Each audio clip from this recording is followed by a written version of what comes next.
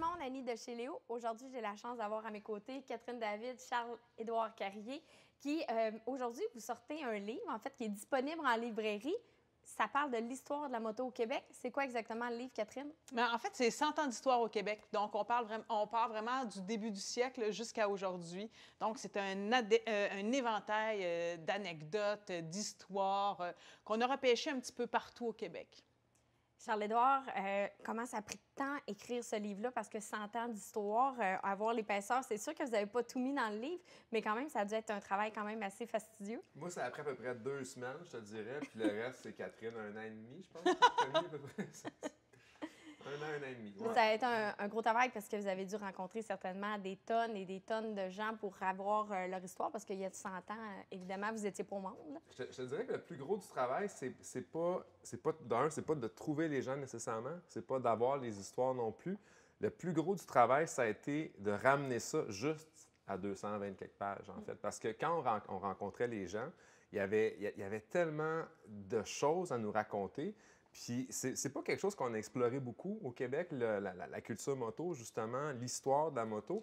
Fait que quand on arrivait chez quelqu'un avec un intervenant puis qu'on lui demandait, bien, on aimerait en savoir plus sur tel sujet, il était tellement content de nous raconter leurs histoires, nous montrer des photos, nous donner des archives vidéo, que maintenant on s'est dit, il va falloir faire 2 tomes, 3 tomes. C'est bon.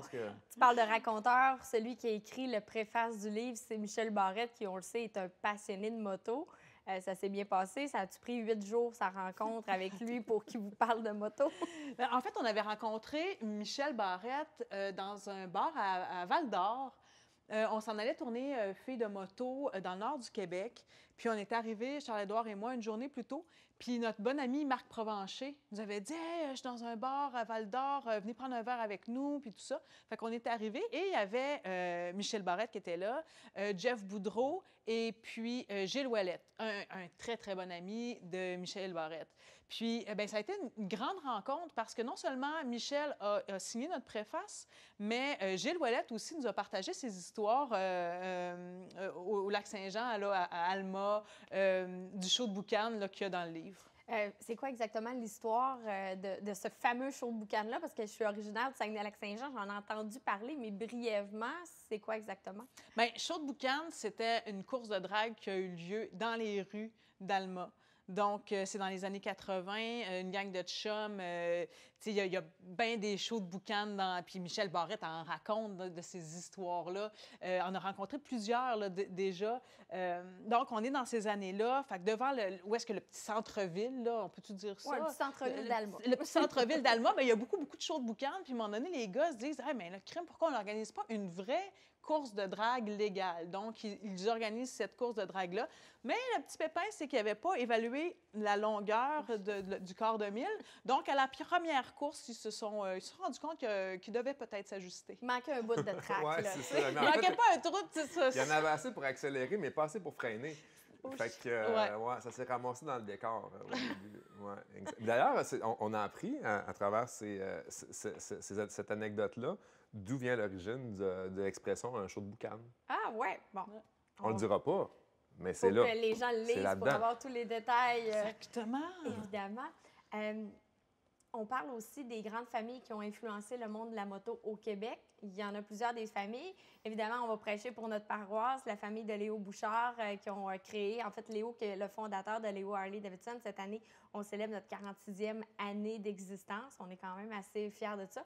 Vous avez rencontré, c'est Charles-Édouard, je pense, tu as rencontré Éric Bouchard, le fils de Léo. Malheureusement, Léo n'étant plus là, je pense qu'il y avait beaucoup de choses aussi à te raconter. Moi, j'avais 2-3 questions pour lui. On est allé déjeuner au fameux. Puis on a déjeuné, on a commandé à dîner, puis on était quasiment rendu à souper. Okay. Fait que j'en ai eu pour mon argent.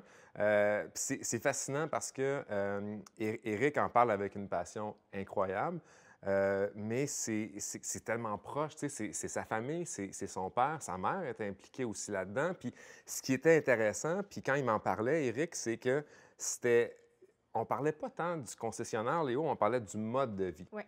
Parce que pour Léo Bouchard, c'était un mode de vie, puis c'était un mode de vie d'une autre époque aussi, la moto à ce moment-là.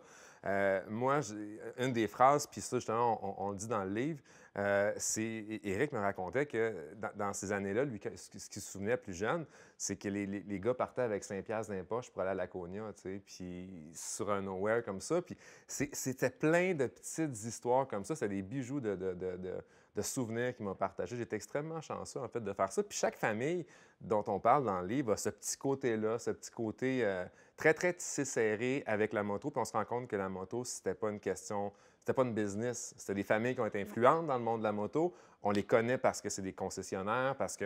Mais c'était vraiment un mode de vie. C'est une façon de voir la vie complètement. C'était une façon... On remarque aussi la passion, hein, la passion qui animait ces gens-là. C'est ça. C'était vraiment au-delà là, de la concession, de la business. C'est ça qui est extraordinaire. Puis je pense que c'est pour ça aussi que 46 ans plus tard, ben Léo Harley-Davidson, ça existe encore. Oui, on essaie beaucoup ici de perpétuer là, un petit peu cette tradition-là, que les gens se sentent chez eux comme à l'époque, quand le magasin était sur la rue Verchères. Là, je ne vous le cacherai pas, je n'étais pas là à cette époque-là, mais on en a tellement parlé. Puis il y a des gens de cette époque-là qui travaillaient là, qui travaillent encore ici de nos jours. Puis les clients nous le disent, ils ont l'impression de faire encore partie de la famille 46 ans plus tard. C'est ça qui est beau. Si vous avez, en terminant, une personne à me nommer que vous avez rencontrée pour l'écriture de ce livre-là qui vous a le plus marqué. Ça, c'est difficile, Annie. Ça, c'est la question qui est la plus tough.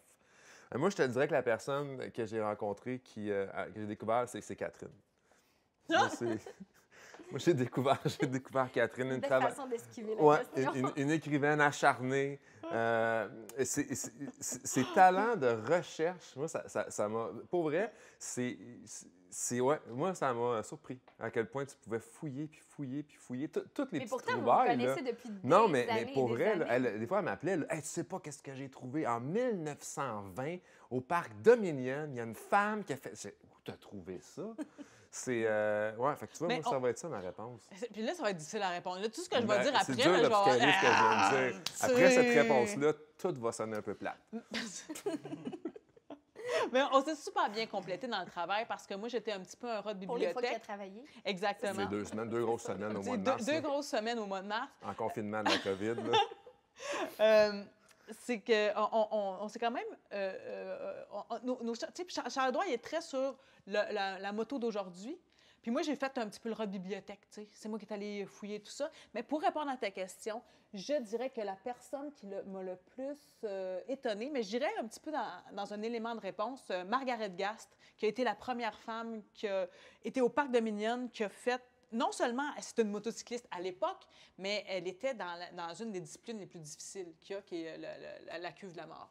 Oui, c'est la grosse boule qu'on voit souvent. Non, pas la boule. Ça, c'est le globe of death. Okay. Le wall of death, c'est quand ils font la moto en le perpendiculaire, mur. le mur, vraiment. C'était quelle année, ça? C'était 1914. 1914, c'est quand une même. femme, là, wow. À Montréal, tu sais, c'est quelque chose. Oui, oui. Ouais. On voit plus ça de nos jours. Ben non. Fait que je t'invite à lire cette histoire-là sur Margaret Gast, mais il y en a plein d'autres dans ce magnifique livre. Fait que le super livre Liberté, asphalte et légende, écrit par Charles-Édouard Carrier et Catherine David, qui est disponible en librairie aujourd'hui. Donc, dépêchez-vous d'aller le chercher. Leslibraires.ca, vous pouvez l'acheter en ligne. Toute bonne librairie, comme on dit. Ouais. Les gens vont pouvoir l'avoir, puis vous allez avoir des belles histoires passionnantes. J'ai eu la chance de le feuilleter un petit peu. Au-delà des images, les histoires aussi, c'est ce qui domine là-dedans. Fait qu'un gros travail de votre part. Merci, 100 ans d'histoire au Québec. J'ai déjà hâte au tome 2. Oh, yes! Et merci de nous avoir reçus, Annie. Très gentil. Plaisir. Merci, bonne lecture. Merci.